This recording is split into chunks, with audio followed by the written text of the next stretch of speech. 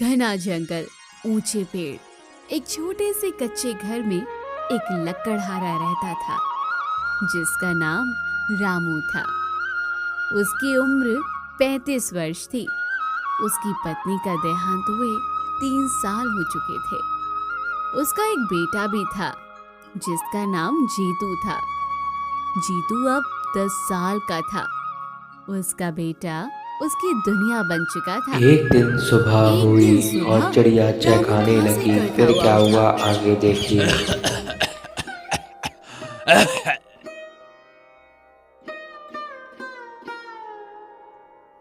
बाबा, आपको फिर से खांसी हो रही है। आप रोज ऐसे ही परेशान होते हो। चलो ना, आज मैं जंगल से लकड़ी ले आऊं, आप आराम कर लो। नहीं रे, तू अभी छोटा है बेटा। जंगल का रास्ता आसान नहीं होता। कांटे भी है, ढलान भी है और जानवरों का डर भी रहता है। मैं कर लूंगा, तू घर पर ही रह बेटा। बाबा, मैं छोटा तो हूँ पर आपके साथ रहकर सब सीख लूंगा। और जब बड़े जंगल में आप अकेले जाते हो तब मुझे भी चिंता होती है। बड़ा तो मैं भी आपके साथ ही होऊंगा ना बाबा। आज मुझे जाने दो, मैं संभाल लूंगा। रामू ये सुन मुस्कुराया और बोला, अच्छा, इतना बड़ा हो गया है तू, है? चल, फिर आज मेरे साथ चल। लेकिन ध्यान रखना बेटा, पहले मेरे पीछे पीछे ही चलना और कोई भी जोखिम वाली चीज देखकर मुझसे पहले हाथ मत डालना बेटा। ठीक है बाबा, आज मैं पूरी सावधानी रखूंगा। बस आप धीरे चलना। दिन बीतते गए। जीतू 15 साल का हो गया। कंधे मजबूत, आंखों में चमक। जंगल में लकड़ियां काटते हुए वो अक्सर पिता से पूछता, बाबा, माँ कैसी थी? बहुत शांत, तुझ पर ही गई है। अगर होती तो आज बहुत खुश होती। क्या वो मुझे कभी गोद में खिलाती होगी बाबा? अरे हाँ बेटा, बहुत खिलाया तुझे। तू तो उनका लाडला था बेटा। तेरे रोने पर वो तुरंत भाग कर आ जाती थी। उसकी हंसी कैसी थी बाबा? ऐसी कि सुनते ही दिन का थकान उतर जाए। पूरे घर में उजाला भर जाता था बेटा उसकी हंसी से।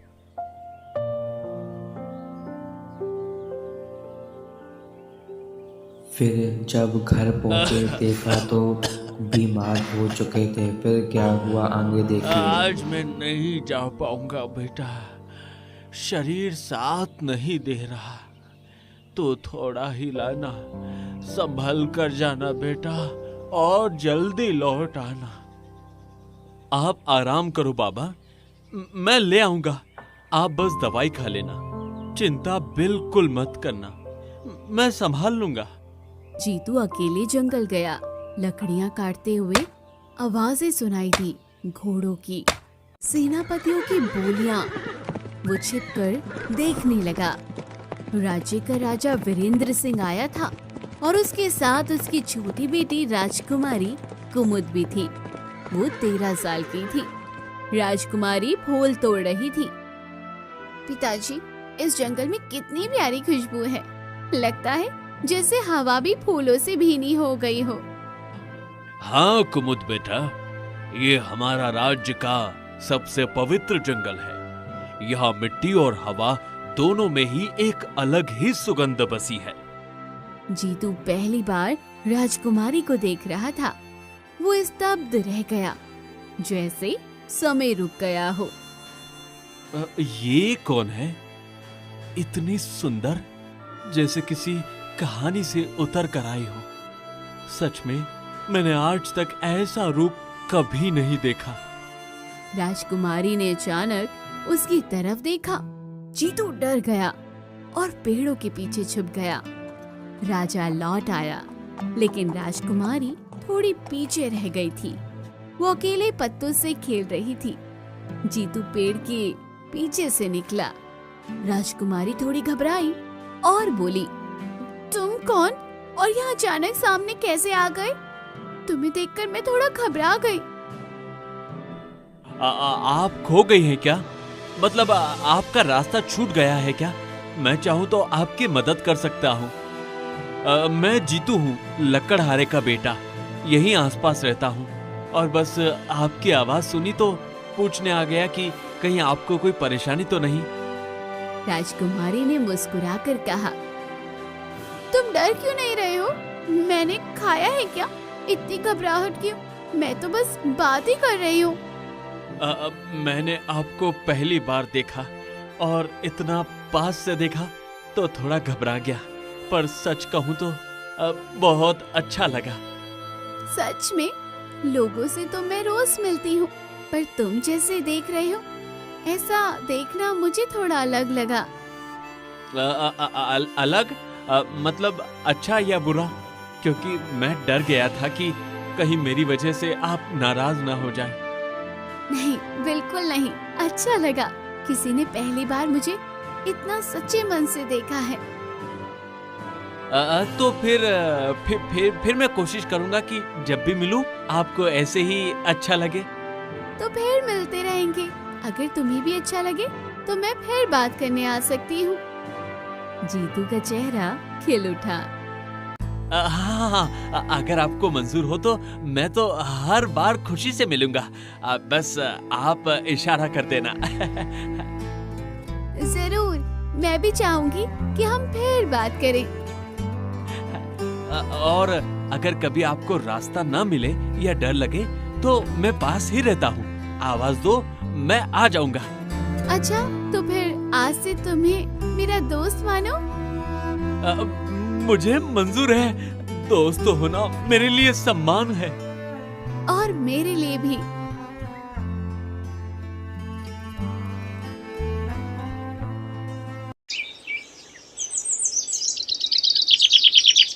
अगले दिन जीतू ने सोचा, मैं राजकुमारी से कैसे मिलूं? वो तो महल में रहती है और मैं तो बस एक साधारण लकड़हारे का बेटा हूँ। हाँ? वो जंगल में इंतजार करता रहा। थोड़ी देर में राजकुमारी वहां आ गई। मैं कुछ कह रहा था आपसे। क्या मैं कभी महल आ सकता हूँ? मतलब क्या वहाँ मेरे जैसे को अंदर जाने देंगे? तुम लकड़हारे का बेटा? हाँ, आ सकते हो अगर तुम डरते नहीं हो और मिलने की हिम्मत रखो। लेकिन महल में पहरेदार हैं, वो मुझे देखते ही रोक लेंगे। शायद बाहर ही खड़ा रहने को कह दे। अभी नहीं पता चलेगा, और जब पता चलेगा तब मैं संभाल लूंगी। पर अगर राजा को पता चल गया तो वो तो बहुत गुस्सा होंगे। जीतू, अगर मुझे परेशानी होती तो क्या मैं खुद तुम्हें रास्ता बताती?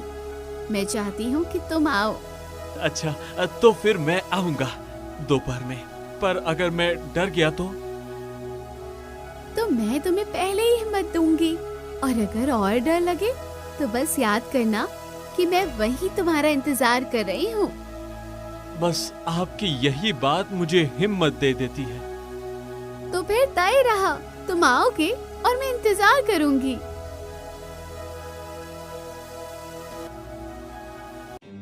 फिर वो दोनों चोरी छुपे हर रोज मिलने लगे। उनकी दोस्ती कब प्रेम में बदल गई उन्हें पता ही नहीं चला। उसी जंगल के काले हिस्से में जादूगरनी तीक्ष्णा रहती थी, जिसकी उम्र 100 साल से ऊपर थी। काले कपड़े, झाड़ियों सा बाल, वो जंगल में चमकती आंखों से ये सब देख रही थी। ओहो, राजकुमारी और लकड़हारे का लड़का, पवित्र प्रेम पनप रहा है। ये मुझे बिल्कुल मंजूर नहीं। उसके खून में जो शक्ति छुपी है वो मुझे चाहिए और इस प्रेम को तोड़ना ही पड़ेगा। थोड़ी देर में दोपहर होती है। जीतू पहली बार महल पहुंचा। वो पीछे वाले दरवाजे से धीरे धीरे अंदर घुसा। राजकुमारी उसके इंतजार में थी। तुम आ गए, डर तो नहीं लगा? महल में पहली बार आने वाले अक्सर घबरा जाते हैं। थोड़ा तो लगा, पर आप थी इसलिए हिम्मत आ गई। नहीं तो शायद दरवाजे से ही लौट जाता। चलो मैं तुम्हें अपना कमरा दिखाती हूँ, अंदर आकर तुम्हें और भी अच्छा लगेगा। लेकिन मैं सोच रहा था, क्या सच में मुझे वहां जाना चाहिए? हाँ क्यों नहीं, तुम मेरे बुलाए मेहमान जो हो। बस डर है कि कहीं कोई गलत मतलब न निकाल ले। जीतू, यहाँ हर बात का मतलब मैं तय करती हूँ, किसी और की परवाह मत करो। ठीक है ठीक है, फिर मैं आपके भरोसे ही चल रहा हूँ। और मैं चाहती हूँ कि तुम थोड़ा आराम से रहो। महल उतना सख्त नहीं है जितना बाहर से लगता है। कोशिश करूँगा, बस थोड़ा नया नया सा लग रहा है सब। नया होना बुरा नहीं होता, कभी कभी नई जगह ही इंसान को सबसे ज्यादा बदल देती है।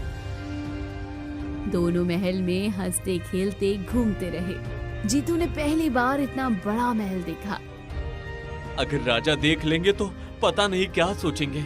मुझे तो डर है कि कहीं मुझे बाहर न निकलवा दे। मेरे पिता अच्छे हैं, लेकिन फिलहाल नहीं देखे तो अच्छा है। वो अचानक देखकर चौंक जाएंगे, इसलिए अभी थोड़ा संभल कर रहो।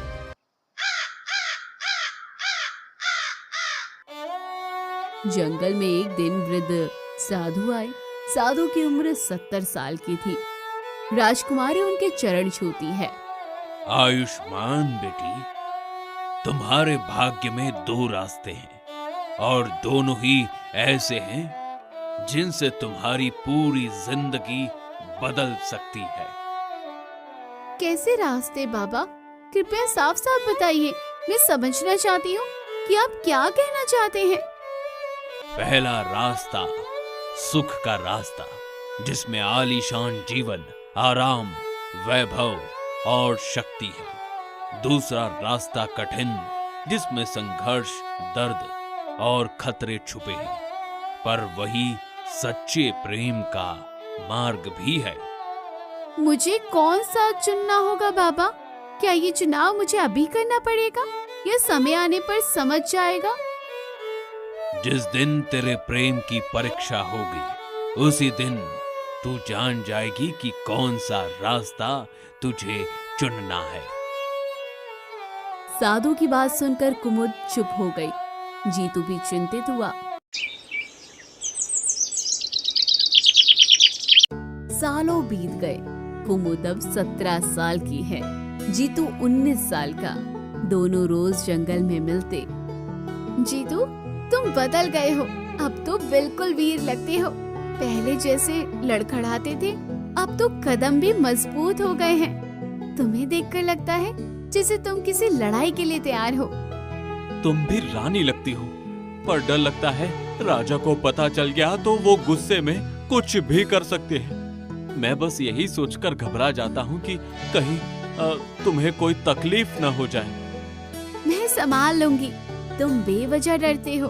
अगर मैं तुम्हारे साथ खड़ी हूँ तो बाकी चीजों की चिंता मत करो। जो होगा हम दोनों मिलकर देख लेंगे। एक रात जादूगरनी ने पत्तों से जादू किया और अपने आप से कहने लगी, लकड़हारे के बेटे, तुझे पकड़ना ही होगा। तुझ में वो शक्ति है जिसे मैं वर्षों से ढूंढ रही थी। तू नहीं समझता, पर तेरे भीतर की आग मेरे जादू को भी झुका सकती है। मैं इतने सालों से तुझे तलाश रही थी, और अब जब तू मेरे सामने है तो मैं तुझे किसी भी हाल में हाथ से जाने नहीं दूंगी। अगले दिन जब जीतू जंगल में आया, जादूगरनी पेड़ से निकल पड़ी। कहाँ जा रहा है प्यारे लड़के? इतने छिपकर चलने से क्या होगा? मुझे तो तेरी चाल भी दूर से पहचान में आ जाती है। तुम कौन हो? अचानक सामने आकर इस तरह रास्ता क्यों रोक रही हो? तुम्हारी आवाज और अंदाज दोनों अजीब लग रहे हैं। साफ साफ बताओ, क्या चाहती हो? तेरी किस्मत, और किस्मत से कोई नहीं बच सकता। तू चाहे माने या ना माने, पर अब तू मेरे रास्ते में आ चुका है। उसने मंत्र पढ़ा, हवा तेज चली, पत्ते उड़ने लगे। जीतू चिल्लाया, कुमुद बचाओ, मुझे बचाओ। और वो बेहोश होकर जादूगरनी की गुफा में खिंच गया। राजकुमारी जंगल पहुंची पर जीतू कहीं नहीं था। वो दौड़ती हुई साधु के पास गई और कहा, बाबा जीतू गायब है, मुझे बताइए वो कहाँ है। मैं हर जगह भागती रही पर उसका कोई नामो निशान नहीं मिला। साधु ने आंखें बंद की। तृष्णा जादूगरनी उसे ले गई है। उसकी नजर बहुत तेज है और उसकी मंशा और भी गहरी। वो उसी आत्मा को पकड़ती है जिसमें असाधारण शक्ति छिपी होती है और जीतू उसकी नजर में आ चुका है। मैं उसे बचाऊंगी कैसे, मुझे समझ नहीं आ रहा, लेकिन मैं हाथ पर हाथ रखकर नहीं बैठ सकती। आप कोई मार्ग बताइए, मैं हर मुश्किल सह लूंगी, बस उसे वापस लाना है। 2 रास्ते। पहला रास्ता सरल है, तुम राजकुमारी रहो, महल में बैठो और सुरक्षित रहो। दूसरा रास्ता कठिन है, जंगल, अंधेरा, जादूगरनी और दर्द। पर उसी कठिन रास्ते पर प्रेम मिलेगा और वही तुम्हें जीतू तक पहुंचाने की राह भी दिखाएगा। मैं दूसरा रास्ता चुनती हूँ, चाहे कितना भी जोखिम हो, चाहे जितना भी अंधेरा मिले, मैं उसके लिए सब कुछ सहने को तैयार हूँ। जीतू जागा तो खुद को लोहे की जंजीरों में पाया। मुझे छोड़ दो, ये जंजीरें क्यों बांधी है? मैं तुम्हें नहीं जानता, ना ही मैंने तुम्हारा कोई दोष किया है। मुझे यहाँ कैद में रखने का कोई हक नहीं है तुम्हें। तेरे खून में पुरानी शक्ति है। तेरे पिता किसी समय में वनवंश के रक्षक थे। मुझे वो शक्ति चाहिए जीतू। तू चाहे इनकार करे, पर तेरे भीतर वही ताकत बह रही है जिसकी मुझे सदियों से तलाश थी, और अब मैं तुझे यूं ही नहीं जाने दूंगी। मैं कुछ नहीं जानता। तुम चाहे कितना भी कहो, मुझे अपने पिता की ताकत, वंश और जादू के बारे में कुछ भी समझ नहीं है। मुझे बस आजादी चाहिए, बस इतना ही। कुमुद अकेले जंगल में निकली थी। कांटे, अंधेरा, जंगली जानवर, वो पैर काटते हुए भी आगे बढ़ती रही। जीतू, मैं आ रही हूँ। मैं चाहे कितनी भी चोट खा लूं, तू जहाँ भी होगा मैं तुझे ढूंढ ही लूंगी। साधु प्रकट हुए। बेटी, तुझे 2 आखिरी परीक्षाएं देनी होगी। पहली परीक्षा भय की परीक्षा, दूसरी परीक्षा बलिदान की परीक्षा।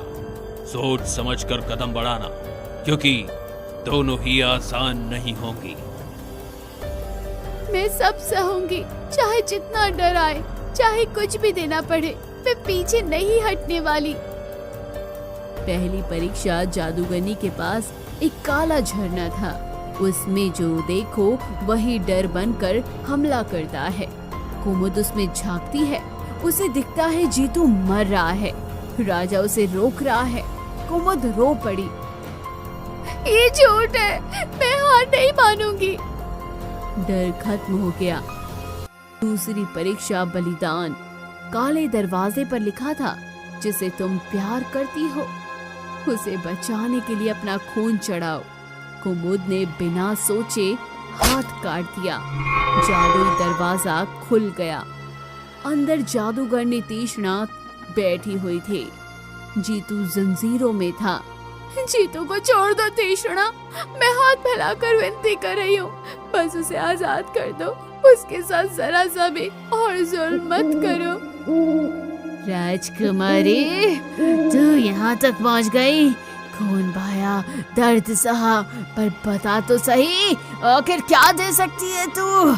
मुझे ऐसा क्या दे सकती है तेरे पास जिसकी कीमत जीतू की जान हो?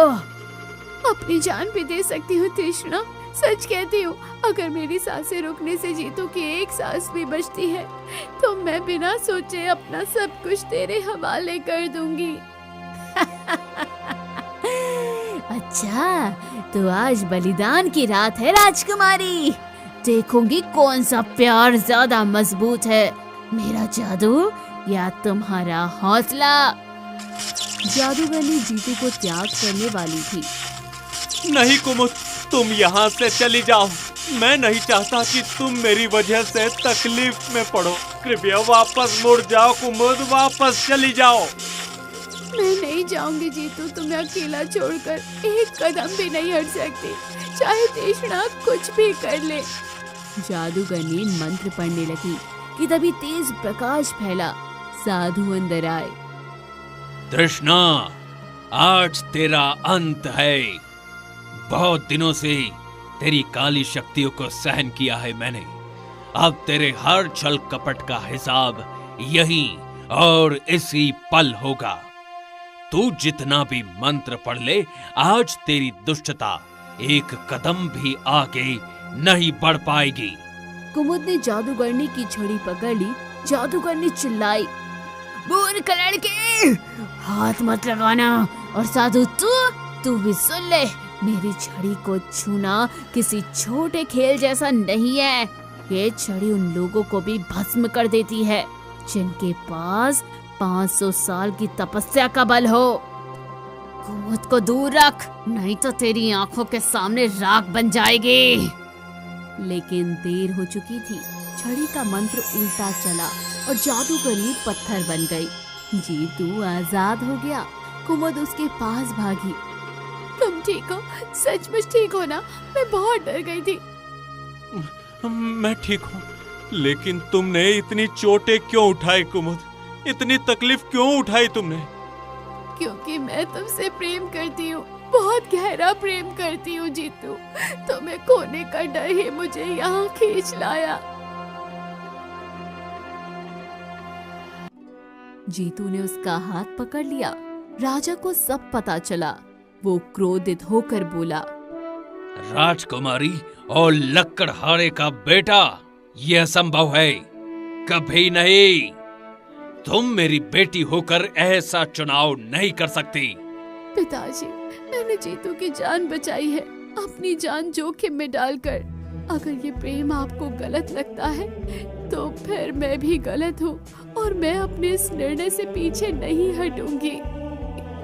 राजा कुछ देर चुप रहा। साधु ने कहा, जिस प्रेम की परीक्षा खून से हो, उस पर कोई राज सिंहासन भारी नहीं। जिस प्रेम में दर्द सहकर भी साथ निभाने का वचन हो, उसे कोई शक्ति नहीं तोड़ सकती। राजा पिघल गया। अगर मेरी बेटी उससे सच्चा प्रेम करती है और उसका मन उसी में अटका है, तो मैं कैसे मना कर दूं? कैसे उसके रास्ते में दीवार खड़ी कर दूं? हल में ढोल नगाड़े बजे। पूरा राज्य खुश था। जीतू राजकुमारी के सामने खड़ा था। मैं आज भी वही लकड़हारे का बेटा हूँ, चाहे मैं कितना भी बड़ा और मजबूत हो गया हूँ। मेरी जड़ें वही है, वही मिट्टी, वही जंगल और वही संघर्ष। और मैं आज भी वही लड़की हूँ, वही जिसने जंगल में तुमसे पहली बार मुलाकात की थी, वही जिसने तुम्हारे साहस और दयालुता को देखा और अपने दिल में जगह दी। समय बदल गया, पर मैं वही हूँ जो तुम्हारे साथ खड़ी है। दोनों ने विवाह किया। पूरा राज्य गूंज उठा। राजकुमारी कुमुद और राजकुमार जीतू की जय जयकार हो रही थी। जंगल अब भी खड़ा था, पर अब वो प्रेम की कहानी भी सुनता था। एक लकड़हारे ये वीडियो के बेटे का काल्पनिक है, प्रेम, इसको जिसने रियलिटी से राजकुमारी को जरूर पाया, जोड़ें और एक और इस चैनल राजकुमारी को का सब्सक्राइब साहस, कर बेल जिसने अपने आइकन प्रेम जरूर को दबाएं। बचाने के थैंक लिए यू फॉर वॉचिंग। अंधेरे